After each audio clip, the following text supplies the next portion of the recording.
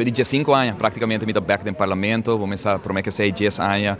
me outra no governo, como ministro, 5 anos no setor privado, e danke na comunidade de Aruba, danke na confiança que eu vou brindar na partido PPA, porque no partido PPA que nós logramos renovar de período sumamente cortico, 7 semanas, praticamente, o único que nós temos para carregar partido que para 20 anos, não está outra representar mais no parlamento de Aruba, porque o sítio trajetória grande, largo aqui na Aruba de história e coisas grandes que toma lugar, quando nós naturalmente é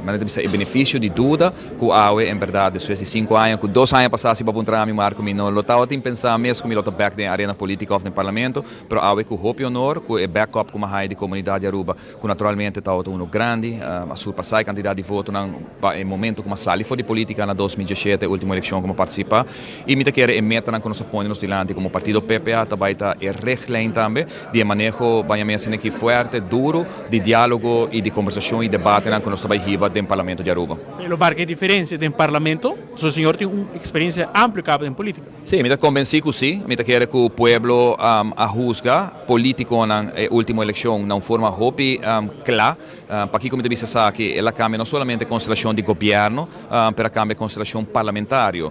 3 partidos, que outro partido não novo, young, awardo sacafo de parlamento de caso aqui não está em confiança para motivo de nível e qualidade política que outro awardo riba do parlamento, povo a condenar 2 partidos grandes, tanto partido MEP como partido AVP, mandando atrás em voto, e 2 partidos que ganham a eleição aqui, naturalmente está outro partido futuro, com 7 mil e pico votos, partido PPA com 3 mil e pico votos, em total quase 11 mil almas e votador aqui na Aruba que diz que não quer outro rumbo dentro da contienda política que tem. E me quer mensagem esse mensagem para guiar nós também. Em todo caso, isso não é 30 novo back do parlamento agora que não seja da futuro, seja da partido PPA, mas também mensagem para 2 partidos grandes com política, povo que mira parlamento funcionar totalmente diferente que ela mira funcionar durante o último ano, e partido PPA, minha pessoa, de uma forma sumamente e hope humilde, lo percurá para contribuir nessa aqui. Apesar de carácter hope forte que o Marco Portal tinha no passado, me quer experiência política e experiência de comunidade durante os últimos 5 anos, também marca diferença, para forma que nós também riba diálogo e logra e meta que nós apoiamos dilante, que está principalmente barra gasto, custo de vida para nós render,